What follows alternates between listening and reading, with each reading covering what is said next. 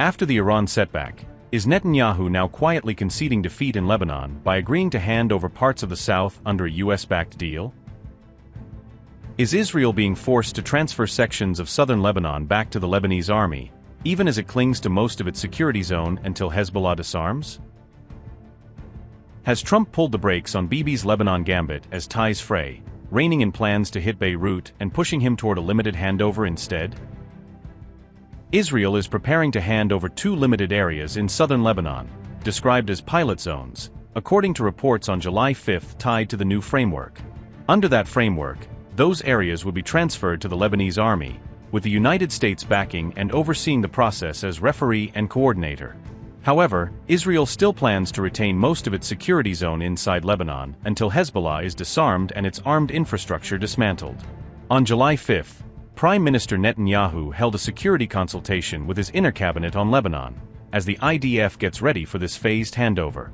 For now, Israel is waiting for the Lebanese army to declare it is ready to enter the designated areas before moving ahead with the transfer. Final approval from U.S. Central Command is also required before the handover proceeds, reflecting Washington's close involvement in every step. Hezbollah's secretive Unit 121 is stirring new fears inside Lebanon's political elite, according to the Telegraph. The report said the unit is angered by Beirut's new agreement with Israel, which could sharply limit Hezbollah's future military role. Unit 121 has long been described as Hezbollah's most secretive internal assassination squad, operating outside its conventional military structure. The Telegraph said the unit has been linked to the 2005 assassination of former Lebanese Prime Minister Rafik al-Hariri. Ronan Solomon said, and I quote, "This is one of the most secretive and lethal units in the world, second only to a similar Russian unit, the GRU. It does not fight Israel, it fights its own citizens." Unquote. A Lebanese politician said senior officials involved in implementing the Israel framework remain highly alert to the threat posed by Unit 121. Anonymous Lebanese politician said, and I quote, "There is very much an awareness of Unit 121 within the context I'm active. In high-level circles, it's something that people are conscious of. It still has the same connotation of fear. The major people like the Prime Minister and President have implemented high-security precautions. There are measures with the negotiating team too.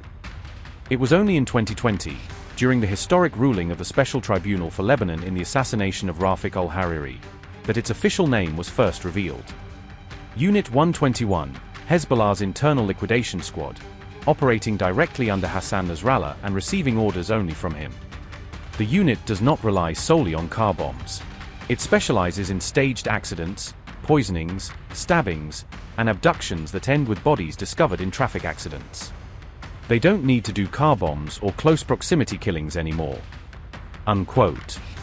After Hassan Nasrallah's death, the Telegraph said Unit 121 now reports directly to Hezbollah leader Naim Qassem. The U.S.-Iran framework also requires Lebanon to disarm Hezbollah before Israel begins a phased military withdrawal. Naim Qassem has rejected that condition, insisting Hezbollah will not accept disarmament under the current agreement. All of this is unfolding at a time when tensions remain high between Israel and the United States over the broader Lebanon campaign and the Iran war.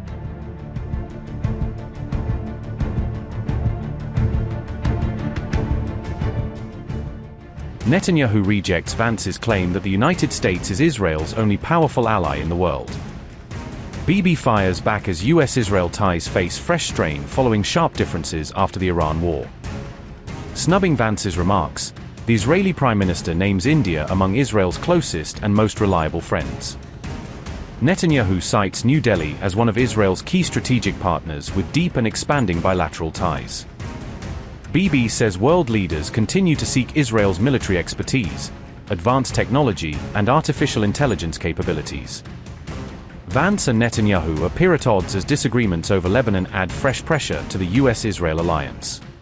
Yeah, well, I don't want to get into hypotheticals that could torpedo the deal, because I think the president's expectation is that all of our friends, the Israelis, the Arabs in the region, we're going to work together and actually see this deal to completion. Now, I saw the Axios report, that Netanyahu is fuming. That's not reflective of the conversations that I've had with him, but maybe he's saying something to somebody else that he's not saying to me. What I will say, and this does bother me, is that you've seen people within Bibi's cabinet who have come out and attacked the deal, and in some ways very personally attacked the President of the United States. And I guess my message to them would be twofold. Number one, Donald J. Trump is the only head of state in the entire world who is sympathetic to the nation of Israel at this moment in time. And he happens to be the head of state of the world's superpower. If I was in the cabinet of the Israeli government, I might not be attacking the only powerful ally that I have anywhere left in the entire world. And the second message I would give to some of those cabinet members, Bibi, to his credit, has not gone down this path, but to some of these cabinet members in Israel who are attacking the President of the United States, the other thing that I would say is that over the last 3 months, 2/3 of the defensive weapons that have protected your homeland have been built by American hands and paid for by American tax dollars. The problem for Israel is not Donald J. Trump. And anybody in Israel who thinks their biggest problem is the President of the United States needs to wake up and smell the reality of the situation that country is in. Thank you all. 99% of the time, we see eye to eye. But in any family, in any close friendship, there are sometimes differences of opinion, and we discuss them openly. I can tell you in a free spirit, and usually we resolve them too. The relations are not quite as they appear, and we have many friends. And I have to tell you, we also take care of our friends, especially the Christians in the Middle East. The Christian villages in Lebanon, some of them have actually asked to be annexed to Israel because we protect them against the Hezbollah fanatics who want to kill them. We're not in a permanent state of war. I myself, with President Trump, we brought forth 4 peace deals. That's what we did. It's the Abraham Accords. And I believe with the weakening of Iran, which has been achieved by our common action, our common military action, I think we're going to get more because countries would like to align with us and to protect their future. It has something to do with frankly, with the social media, with the penetration of social media that has been used and abused by countries, 3 in particular, and they've had, bot farms that push the stuff against America and against Israel, and it focuses on young people and young Americans, and I can't say that I'm not worried about the effect that it has. How do you combat this? It's hard because democratic countries don't have the ability to fight this, this bot war and with the same means. We are accountable. We're transparent. It's not so simple. I don't think there's a rift. America called us the model ally because we're, unlike many of your so-called allies, we actually fight alongside you. Our brave soldiers and your brave soldiers fight shoulder to shoulder. I think America has no greater ally than Israel, and Israel has no greater ally than the United States. Now, let me tell you this. President Trump is the leader of the United States. He does what's good for America. I'm the leader of Israel, the one and only Jewish state. I do what's good for Israel. 99% of the time, we see eye to eye. But in any family, in any close friendship, there are sometimes differences of opinion, and we discuss them openly. I can tell you in a free spirit, and usually we resolve them too.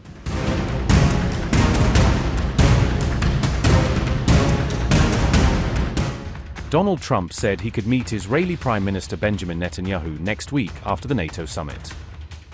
Trump told Axios that he and Netanyahu get along very well and said the Israeli leader knows who the boss is.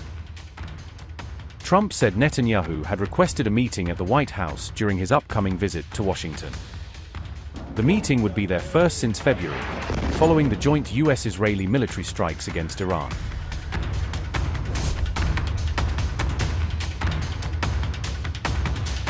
Trump said he was closely monitoring the funeral ceremonies for Iran's late Supreme Leader Ali Khamenei. He claimed Iran was begging to make a deal after the recent U.S.-Israeli military campaign against Tehran. Trump said negotiations were paused during the mourning period and claimed both sides avoided strikes during the funeral. Trump also questioned the public displays of mourning, suggesting the tears seen at Khamenei's funeral maybe were fake. Axios reported, and I quote, Trump claimed the Iranians are begging to make a deal, but said both sides decided to take a week off from the talks until the events around Khamenei's funeral end. In the meantime, he said, neither side will shoot at the other. They are all there. One shot and we can take them all out. But we are not going to do that because then we would have nobody to negotiate with, Trump said. He added that he was surprised to see some Iranians crying at the funeral, saying he thought people hated Khamenei. Maybe it's fake tears, Trump mused. Unquote.